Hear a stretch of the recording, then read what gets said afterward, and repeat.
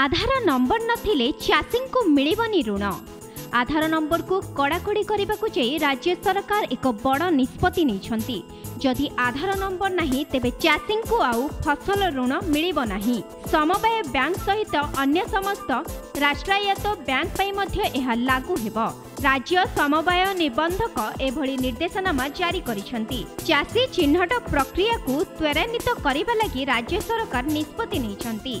एही प्रक्रिया को अधिक स्वच्छ करबा सहित किसान क्रेडिट कार्ड नैथिबा चाषी मानक डाटाबेस प्रस्तुत लगी आधार नंबर जांच बाध्यतामूलक करा जायछि। एणिकी बिना आधार नंबर रे चाषी को फसल ऋण न देबाकू समवाय रजिस्ट्रार निर्देश दैछंती।